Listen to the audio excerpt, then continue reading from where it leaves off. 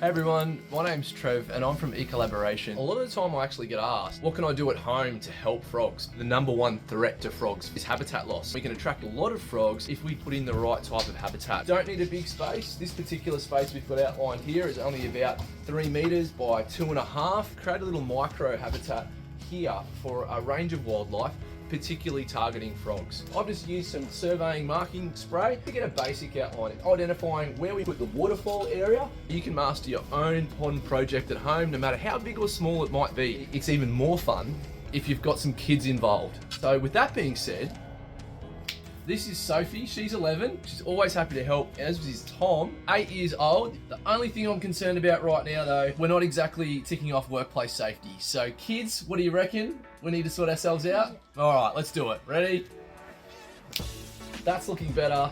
That's looking better. We are good to go. The kids are keen. We've even got some heavy machinery. Tom's brought his tools out, already started the digging process, so that's helping, buddy. Good job, well done. We've got our outline. The next job is really to dig the space for the liner to go in. We're looking at a 60 centimetre deep zone with some shallow zones around the edge. There'll be shelves about this width all the way around the edge. It's absolutely vital. If you don't put those shelves in, you've got nothing to hide the edge of the liner. Once the digging process is done, we'll measure the space so that I go and order the right amount of liner. Aquascape, they've got a very good quality 1 mil thick liner called EPDM. If I can give you any tip at all on this whole project, do not cheap out on the liner.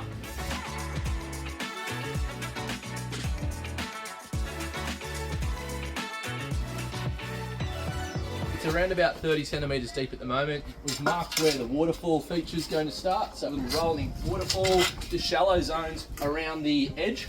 Here will become the deep zone where the pump goes at the bottom, keep that water flowing. We need about a 30 centimetre high barrier because we have a lot of cane toads here, and this will be very thickly planted here to make it very hard for them to get in. Frogs don't have a problem getting through it, cane toads do. Tom, have you had fun? Yeah! Well, he's had fun. I think the frogs will have fun eventually. We're actually going to have to work on this a little bit later because I kind of don't want these guys getting in the pond. So I'm trying to build this up and have a lot of vegetation, and if I have to, I might even get a little mini fence to keep them out, but we don't want heaps of chicken poo in here, so no pooing in this pond. My job for the day is actually to dig out, ready done? Here you go. Is actually to finish digging out this hole so it's at the right depth that I can get the liner. Use a rope to get the exact measurements because I don't want to overestimate or underestimate the liner. It's very important to know obviously your pond's level, but also where your runaway area is going to be for overflow. I want the overflow moving this way. I've been also building up these banks. I don't want runoff coming into the pond because that can bring contaminants and it can also bring sediment and organic matter in it. I better start digging. I'll get to aquascapes later on today to pick up the liner and the products, and hopefully this pond will really start to take shape. This is where we've got our first shelf. So that first shelf goes all the way around the pond. We've got our deep zone just here. The top's where the waterfall will start. So it'll come down, splash there, splash here, and it'll come down into the pond. The layering that you need with a pond, this is going to help you out big time after the liner goes down because you get a base for the rocks and the plants to be able to sit on. Then you can cover up the back of that liner. Here is a shelf that I envisage a large rock cover up this liner, or maybe even a few aquatic sedges and plants that will grow up and totally cover that. If it just dropped straight down, I wouldn't have the base to be able to plant or place those rocks on. I've also got my deep zone here, which I'm aiming for something like 60 centimetres. My shallow zone I'm aiming for in between 15 to 30 all the way around. Wildlife and frogs and macroinvertebrates love different depths and different temperatures, so the more variety you can put in your pond in terms of temperature, depths, etc., the better. Because of all the little strange contours, I'll mark the rope and then I'll measure it out and I'll know exactly how much my length is. I'll do the same across here for the width. The deep zone that I've gone for is about this. All I'm thinking of is my filter is around that size. I just want the filter to be able to sit in there nice and easily. Cool water will reticulate around from there. I'll run the pipe probably along this zone and it'll come up to the waterfall. Now I'm off to go shopping.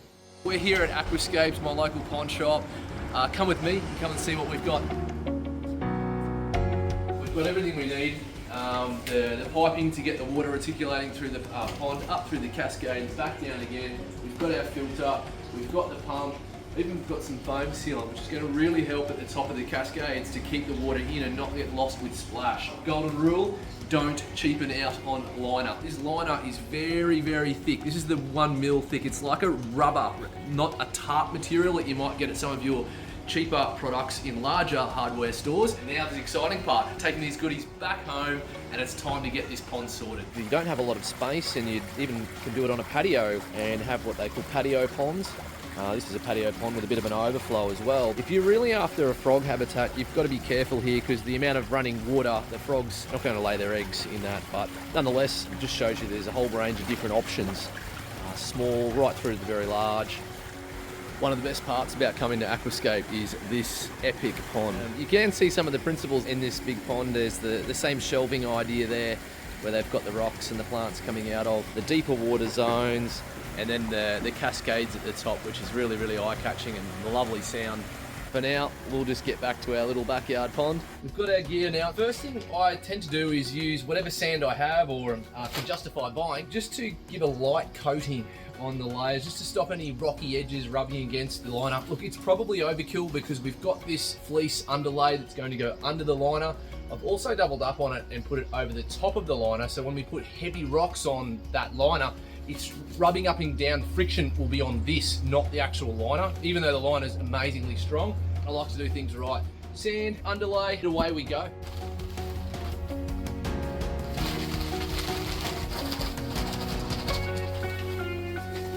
That's probably all I really need actually.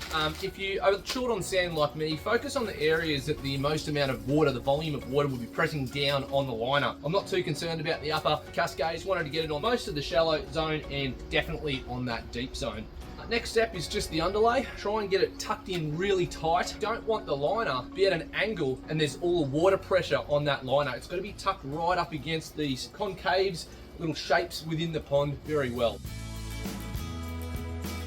It took a little while to cut away the shape that I needed and then mold it into the different shapes of the pond. Now that the underlay is done, it's ready for the liner. I'll probably get my gumboots off, so I don't want the liner to be filled with all the dirt and rocks, and try and keep it clean from here on in. So this is not the shape of the pond as you're seeing the outside of the underlay. I'll wait until I get the liner on there. I'll put all the rocks in and have the pond basically ready to go. Then when I know it works and it's the level that I need it to be, then we cut away the underlay and the liner. If you go cutting away the liner too soon, you might find you wish you'd had a little bit more. It's better to wait for that nice finished product. The liner is in and I think it's looking pretty good.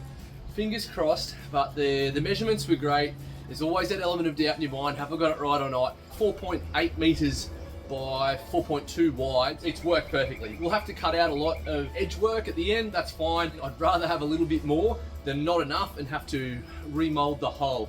Everything's looking pretty good. I'm not too concerned if this bit's a bit low at the moment because I can always build it up at the end. Now the next step, another layer of that fleece underlay, put that over the top, particularly in these kind of areas here where really large rocks are going to sit, just to provide that extra layer of protection for the liner. The landscape supplies. To get the pondscaping looking nice and natural, we're going to use smooth, oversized sandstone. They're going to be the larger rocks. We want a range of different sizes of river stone. In nature, of course, along a river and ponds, there's a whole bunch of different rock sizes.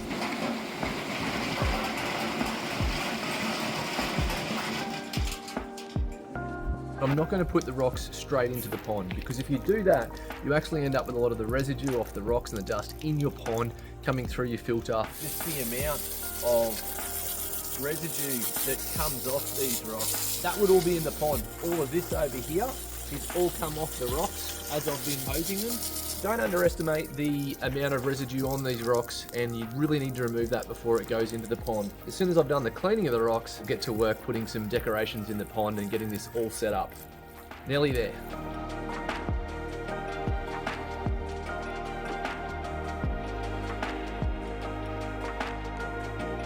I really like it when the softer wood is mixed with the rock. So as soon as I started to get some of those bits in it, it's starting to take shape. Probably got another 3-4 hours worth of landscaping with the rocks and then cutting away the liner. I have cut it away on this side so you can kind of see the finished product. This will be covered with rocks and hopefully there'll be no liner in sight. The pump will go down here and we'll work on the cascade right at the end. I've got my helper Tom. The rain's filled up the bottom of the pond. We've put in our submersible filter. that's attached to the pump. It'll suck the water through the submersible filter, through the pipe. The pump will push the water up and then it'll come down the cascade back in here. Keep reticulating that way. Pump is powered by 240V, so that's connected down there. Put our submersible pump in the water with our pump. It'll be hidden with water and some plants as well. We're going to fill this water up. I need to work on this waterfall using foam sealant. Basically, I need to hold the water back in sections so the water then comes over the top of flat rocks and it looks like it's cascading. If you don't, the water will just slip underneath the rocks and you lose the whole waterfall effect. Kids are going to also get some planting done.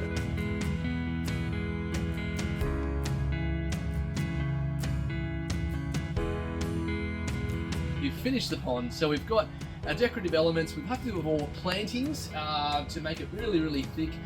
We've even gone out and bought a solar light so that at night time it's going to shine here on the pond, light it up, and we'll be able to see all those frogs. Sophie, ready to turn the waterfall on. Hopefully this works. I haven't tested it. I've literally just got home from work. I guess, Sophie, you ready?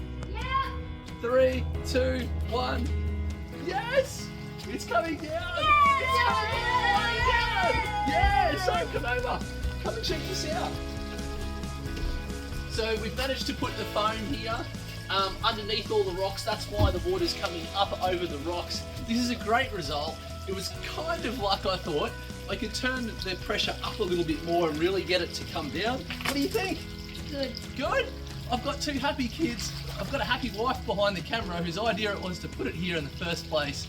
And we've got a happy dad. And hopefully the final thing is some happy frogs. So we should celebrate. Yeah. How are we going to celebrate? Sophie jumps in the pool. Should I jump in the pond? Yeah! You jump in the pool. Should I? Yes! I'm feeling crazy. I don't take my shoes off. Let's do this. Yeah. Wait, what? Come on, let's go up on the balcony. Celebrate the pond. I can't believe I'm doing this. It's free. Come on, Dad. I've got my work stuff on. This is ridiculous. Tom, you can't stop. All right, let's give it a go. You ready? I need a 3, 2, 1. 3, 2, 1,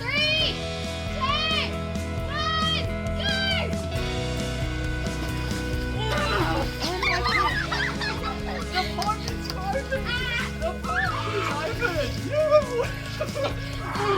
I hope you've enjoyed this. My colleagues aren't going to believe this, but what a better way to christen the pond than jumping in on a freezing winter afternoon, only in a hot bath.